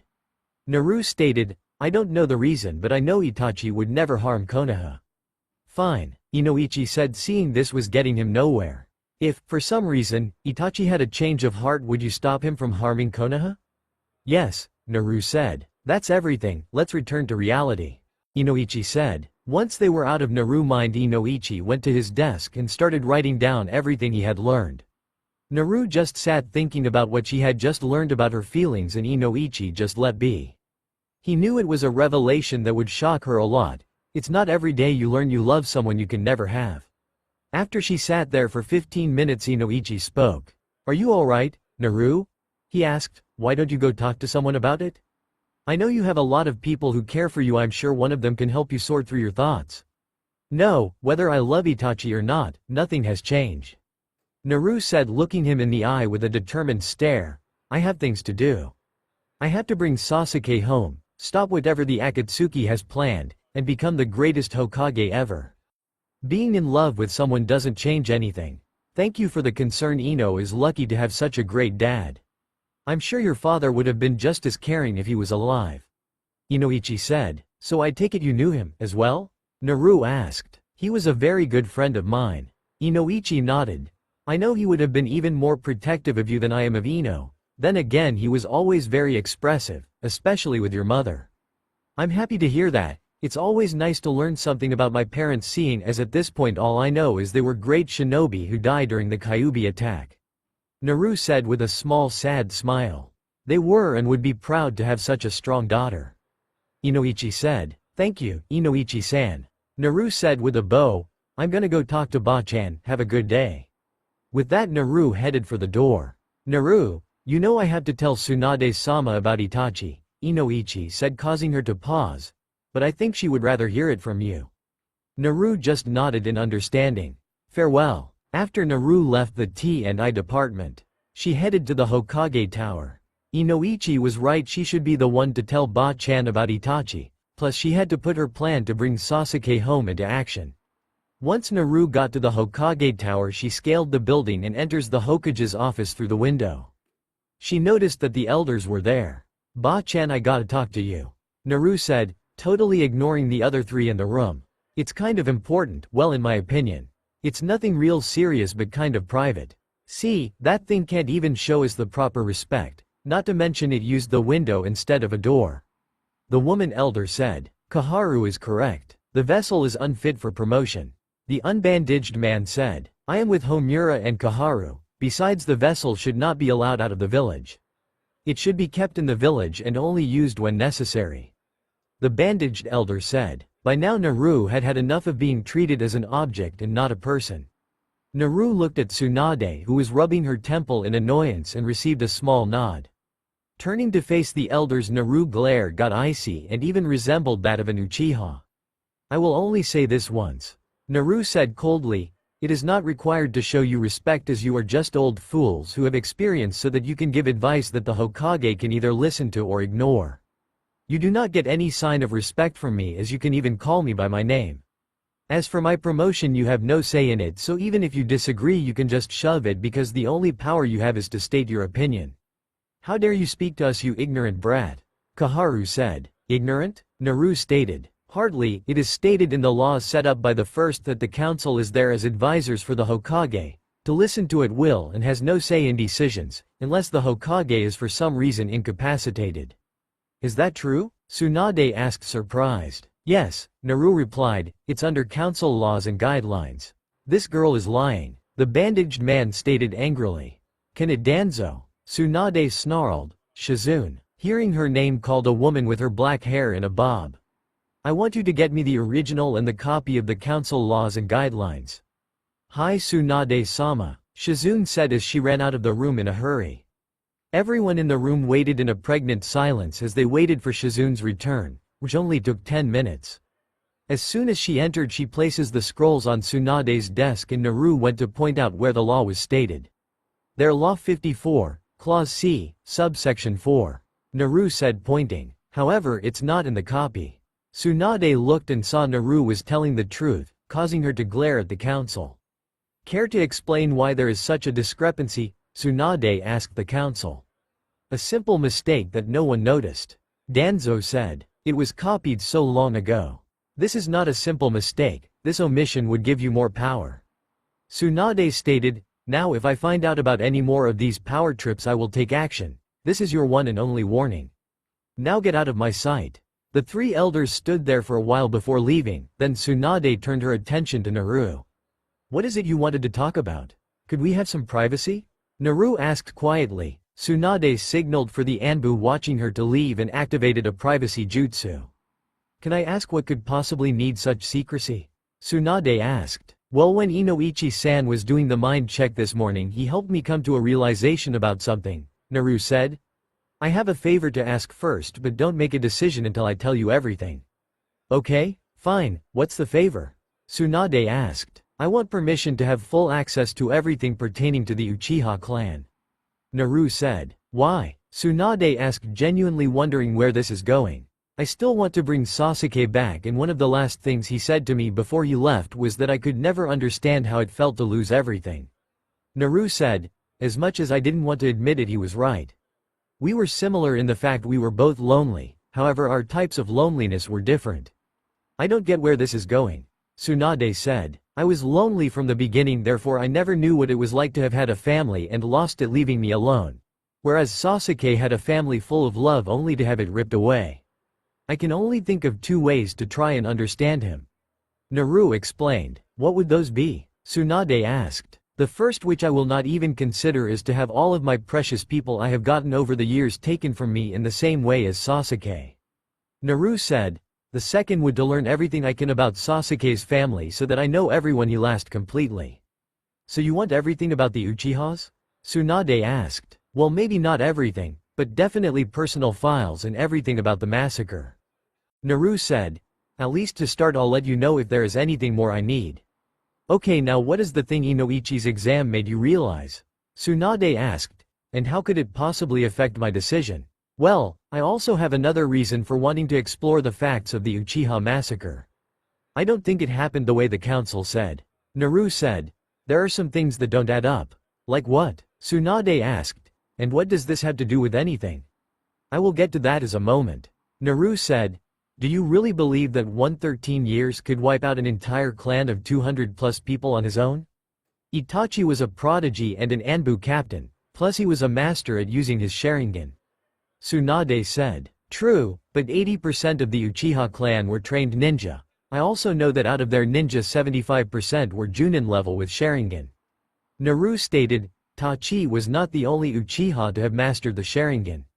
You're a gambler, tell me the odds one Sharingan would win against over 100 ninja, when more than half of them are at least highly proficient at using the Sharingan as well. Are you saying you don't think Itachi did it? Tsunade asked skeptically. As much as I wish for a different answer, no, I believe Tachi was still involved, however I do think there is more to it than was actually said. I would have to agree when you put it that way. Tsunade said. Now what all this had to do with your revelation and my decision? Well, you may decide not to let me look into any of this, as you might think I will have a slight conflict of interest. Naru said.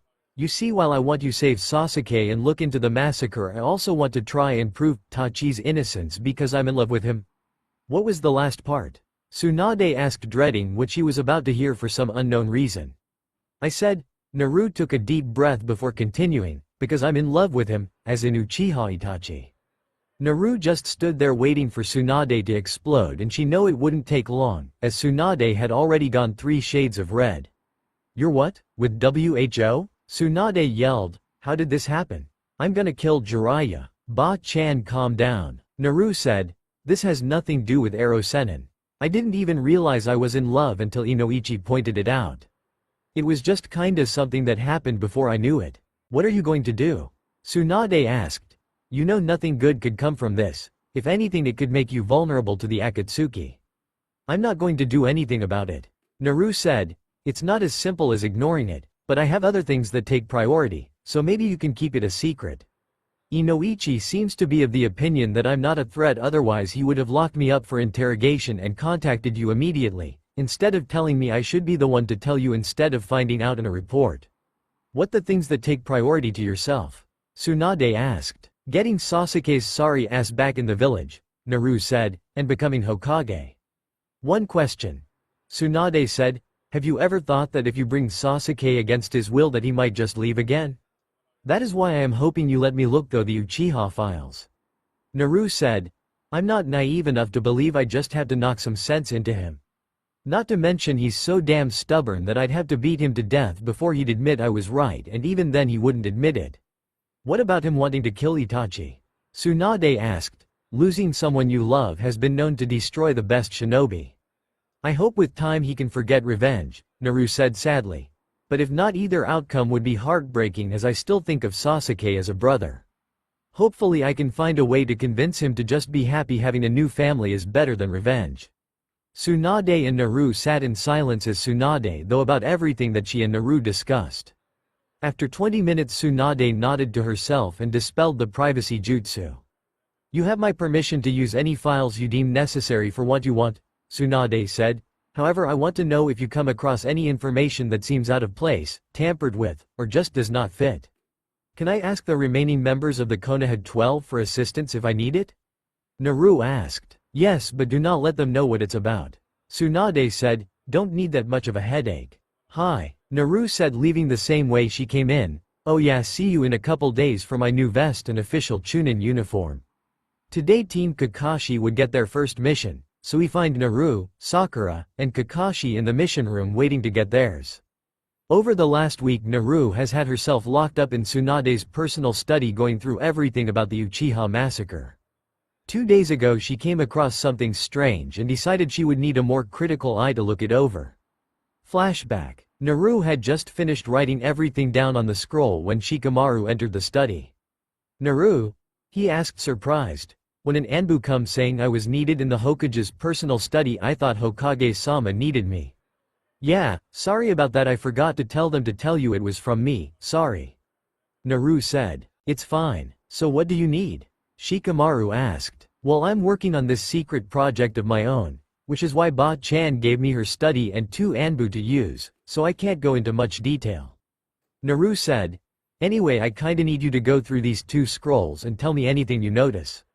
Something just doesn't sit right with me, but I can't quite put my finger on it, so I need someone with a more critical mind to go through it.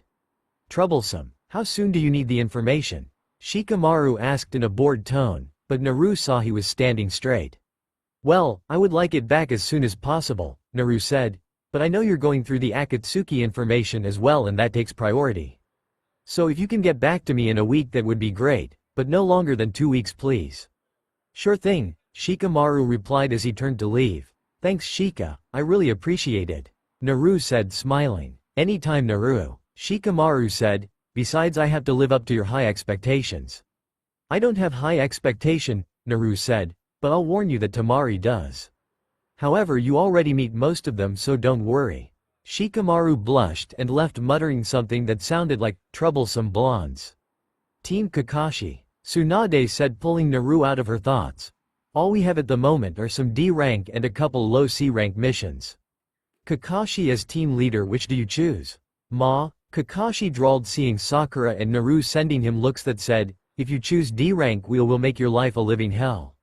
However, before Kakashi could give an answer, Shizune ran into the room. Tsunade-sama, Shizune said in a worried voice. The case cage has been taken by the Akatsuki and Kankuro was found poisoned after he went to pursue them on his own. Naru stiffened. Damn it, Tsunade swore, Team Kakashi, you are to be ready to leave in 30 minutes. You are going to add Suna in the return of their case cage, Gaara. Understood? Hi, the three replied before taking off. They left after 45 minutes. After a day of travel they ran into Tamari and informed her of what happened. After that it took 2 more days they reached Suna, where they were met by a handful of Anbu. Tamari-sama, Naru-sama. The leader greeted both girls nodded in acknowledgement. Status report. Tamari said. From what we have gathered, Gaara-sama exhausted his chakra by saving the village from an explosion that would have wiped it out the entire village. The Anbu said.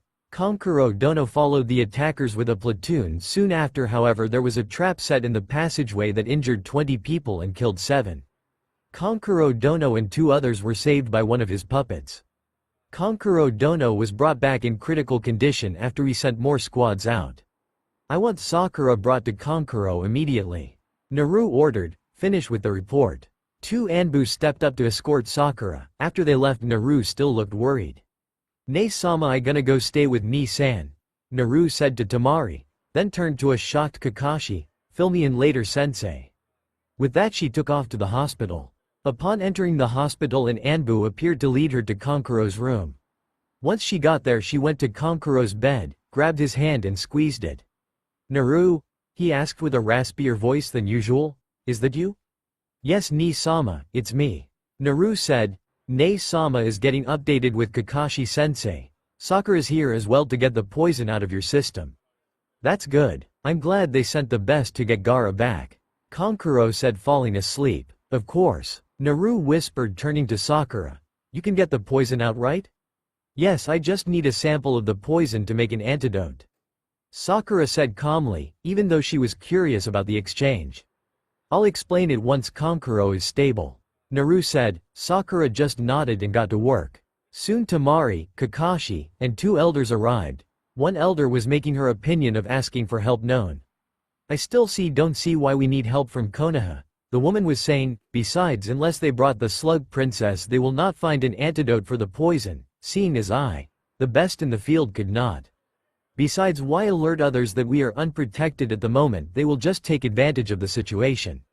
By now Naru had had enough of the woman. I would never let anything like that happen between Suna and Konoha. Naru said angrily.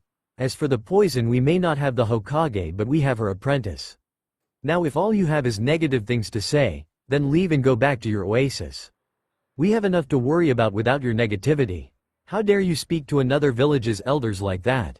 The man said. I was speaking as a Suna shinobi. Naru said. The case cage is what matters, not your opinions of past relations. Kakashi and Sakura's eyes widened at that statement, but said nothing. Tamari just sighed. Naru, enough. Tamari spoke up. Naru is right, Elder Chio, now is not the time for this. One of my brothers, growl from Naru. Our brothers is in critical condition and one has been kidnapped. Your petty issues can wait until later. After several hours of tense silence, Sakura announced that Kankuro was stable. Naru and Tamari released a sigh of relief as they got up to see him, the others following close behind. How are you feeling, Kankuro? Tamari asked. Better, Kankuro said, turning his head to see his visitors. He scanned the group, but when they landed on Naru, who appeared to be hiding behind Tamari, his eyes bugged out of his head. Naru, we told you need to wear more clothes than that in public, cover up now. Kankuro said as he sat up swaying. Ni-sama, Naru yelled as she ran to him as he headed for the ground. Kankuro, you're not supposed to move yet, Sakura said, lying him back down on the bed. I just got all the poison out of your system, it will be 24 hours. Before you can move freely. Fine, but Naru needs to get dressed. Kankuro said, and Naru put on a lab coat to cover up. Kankuro, is there anything you can tell us about the Akatsuki that attacked and took Gaara? Kakashi asked. He doesn't need to, I know who they are. Naru said, he just has to tell us a direction. How do you know? Sakura asked. The Anbu said Gaara was protecting the village from an explosion. Naru said, each Akatsuki works in pairs, only Deidara uses explosions. Deidara's partner is a puppet master named Sasori. Oh, was the only response Naru got. Which direction were they going? Do you remember Kankuro? Kakashi asked. Yes, but they kept leaving false trials and going in different directions randomly. Kankuro said, however I used Crow to get a piece of Sasori's clothes, so if you have a way to follow his scent it might work. Kakashi summoned his pack and sent them to trap the scent. It was going to take at least 6 hours for them to find something, so Sakura and Kakashi were given rooms while Temari and Naru went home to the mansion for the night. At 10 a.m. Pakun returned with a location so Team Kakashi got ready to set off with Kankuro, who refused to stay bedridden, and Temari but were stopped by Baki. Temari, Kankuro, the council has decided you would be more useful guarding the borders in case of an attack. Baki informed, we are going after our brother. Kankuro said angrily, it is our job to make sure he is safe. Kankuro's right, I don't care what the council says, we are going after Gaara. Temari said, we refuse to leave everything to Naru. Actually I think this is better. Naru said, if you go guard the border for 6 hours. Then follow, you'll be able to kill 2 birds with 1 stone. Besides, do you want to face Gaara's wrath if the border is attacked while he is indisposed? Temari and Kankuro both paled. Take Matsuri with you, she needs something to take her mind off things. Fine. Both consented, but you need to take at least 1 Sunanin because your skills are not the greatest against a puppet master. Just then Chio landed amongst the group. I am going, Chio stated. It's about time I visited my loving grandson anyway. Once everything was settled, everyone took off to go save Gaara. They traveled non-stop, and about 20 minutes from where they needed to be they were confronted by Uchiha Itachi. Kakashi called was the first to notice his presence as Naru was too preoccupied with getting to Gaara on time. Kakashi called for the group to stop just outside a clearing. That is when Naru noticed him as well. You can come out, Uchiha. Kakashi said. Very good, Kakashi-san. Itachi said, coming out from behind some trees. Tachi, what kind of jutsu is that? Naru asked, getting looks from everyone like she was crazy. Give me a real answer. Naru growled, frustrated already. This isn't the real you, but it's not a clone, otherwise I would have sensed you no matter how distracted I was. It's a possession jutsu. Itachi told her. Now that Kakashi focused, he did notice something was off with Itachi. I'm actually near the northern border of the fire country. The extraction is already complete by now, you were too late.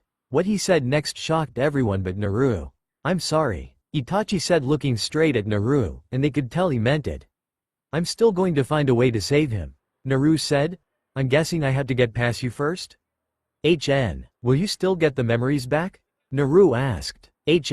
Glad I understand Uchiha speak. Naru said sarcastically, before turning to look at everyone. I'll take care of Tachi, he is only at about 10% his usual power. It should only take a little while, but I have the largest chakra reserves, which means I am the only one who can waste some. The group just nodded, seeing the wisdom in what she said. Naru rushed in and attacked with taijutsu, which Itachi only blocked. He didn't even fight back, he was just trying to stall for a little while. The charade went on for 15 minutes before Naru decided to say something to Itachi. I need to speak to you in person. Naru told him as she jumped away from him and created clones that surrounded him. She saw his finger twitch and realized he said a genjutsu. Before she dispelled it, he spoke. In 2 months I am meeting with a contact in a village a day's journey northwest of Konoha. I wait 3 days for you. Itachi said. Okay, I'll be there. Naru said with a smile. Why don't you finish this fight? Itachi said with a smirk. Gladly. Naru said, dispelling the genjutsu. All her clones formed Rasengans and slammed them into Itachi. I forgot to tell you that smirk is why on you. Naru whispered before the possession jutsu ended, and saw Itachi's eyes widen. Once it was all over, Naru turned to everyone else with an Uchiha smirk on her face. Well, are we going to go or what? Naru asked. Everyone took off to where they would find Gaara. Soon after they got there, Team Guy arrived as backup. Totally canon, except of course Naru is a girl. After saving Gaara, Naru sat next to him having an internal conversation with the Kyuubi. Isn't there anything you can do? Naru asked. Sorry kid, but this is beyond my power. Kyuubi replied. If he was only on the brink of death I could save him, but he is completely dead. This isn't fair, he always get the short stick, Naru said as she started to cry. I always had it bad, but Gaara had it worst. No one was there for him, he was always betrayed. It's not fair, he just got ahead of all the bad, he is loved by his village. There has to be something that can be done. Maybe, but as much as I hate to admit it, I am powerless in this situation. Kyuubi said. I understand, I'm just glad you were willing to help. Naru said as she exited the conversation. Just then Sakura, Chiyo, and Team Guy showed up. Sakura looked sadly at Naru. Is there anything that can be done? Sakura asked. No. Naru said dejectedly. Kyuubi was willing to help, but even he can't revive the dead. I'm completely useless to help him. It's not fair, he finally reached his goals, it shouldn't end like this. By now Naru was crying. I know a jutsu that could save him, but I'm the only one who can use it. Chiyo said. Why? Naru asked, though her tears, you don't even care anymore. You made me realize what we did in the past was wrong. Chiyo stated, I want to fix one of those mistakes by saving Gaara-sama. Naru nodded, and by the time Gaara was saved it seemed as if the whole village had shown up. Welcome back, Aniki, Naru said, as she helped him stand. How? Gaara asked, still a little groggy from dying. Chiyo used a jutsu to save you. Naru said, she's just resting. Naru's voice broke on the last word, causing Gaara to study Chiyo. He just nodded his head on understanding and waited for the crowd to stop cheering for his safe return. I wish to thank everyone for their help in my return, Gaara said. Now however, let us take a moment of silence for Chiyo Obazama. A respectful hush filled the crowd. Afterwards everyone returned to Suna, where the teams from Konoha rested up. It was breakfast the second day when Naru was finally able to join the team. Naru, my youthful friend, where have you been? Lee asked as soon as she entered the room. Yeah Naru, we haven't seen you at all. You didn't even come to the guest quarters to sleep. Where were you? Tenten asked. Sorry guys, I used my quarters at the Case Cage Mansion. Naru said, scratching the back of her head. You have rooms at the Case Cage Mansion? Sakura screeched. Kakashi, Guy, and Neji also looked curious. Of course, why wouldn't I? Naru asked. Why don't you explain, because I think we are missing information. Kakashi said, besides you seem to get more respect than just any foreign ninja. That's because here I'm a Suna Junin, seeing as the Case Cage couldn't have a genin as his guard. Naru said, I think Ero Sennin already told Ba-chan all this. I thought only citizens could become shinobi of hidden villages? Sakura asked as Naru sat at the table. I guess I should start at the beginning. Naru said with a sigh. About a month after I left Konoha, Ero Sennin, we heard Suna was giving Gaara a hard time because he wanted to be Case Cage. Case Cages are chosen different in Suna than we choose the Hokage, not that many outside the village know that it's a line of succession like in Kumo.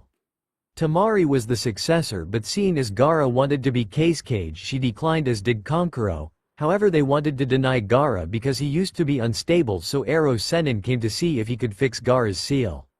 Seal for what? Tenten asked. Naru saw equally confused looks on Neji and Lee faces. So she made a signal with her hand and an Anbu appeared next to her. She whispered something and he took off in a swirl of sand. A couple minutes later he reappeared with a nod. Have you heard of Jinchuriki? Naru asked, getting shaken heads from the younger members of Team Guy and Sakura. Not surprising, seeing Konoha has kept it tight-lipped about our own. Naru, are you sure about this? Kakashi asked with concern. Even Guy was showing some concern. It's fine, Naru said. Besides, they should know anyway what with the Akatsuki. Naru turned back toward her friends to continue her story. Anyway, there are 9-tailed beasts, just so you know, and the number of tails signifies how powerful they are. 1 is the weakest and 9 the most powerful. Follow so far? She received nods. Okay. Well, no human can defeat these beasts, so another means of controlling them was needed. Wait, Neji finally spoke up. We have all been taught the 4th killed the 9-tailed fox that attacked the village. Yeah, that was a lie, Naru said. I was getting there. Anyway, the only way to control the beast was to seal them away inside of living beings, thus creating Jinchuriki. It works best if sealed inside of newborns, as their chakra coils have not formed yet. That is what Gaara's seal was for. What about the 9 tails? If what you're saying is true, then why was there never any mention of a Jinchuriki on Konoha? Neji asked. I'll explain that later, but for now let's get back to my Suna status.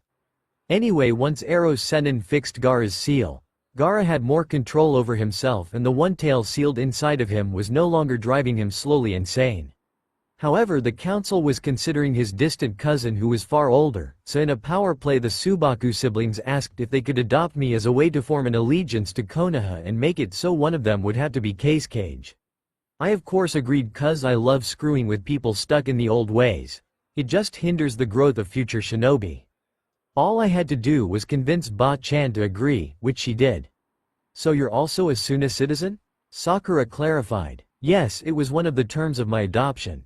Naru said, it is also an unspoken rule that the Cage's siblings are part of their guard, so Gaara instated me as a Suna Junin. However, as his sister I have the right to order Anbu and I also have my own squad that is under my direct control. Doesn't that cause any conflicts of interest seeing as you are first a Konoha shinobi? Kakashi asked. Not at all, seeing as my job as a joint shinobi is to ensure that both villages are on peaceful terms. Naru said, meaning as long as I'm around Suna and Konoha will always be allied, which will keep peace and not get smaller countries caught up in a useless and pointless war. Naru smiled brilliantly. I think that covers everything.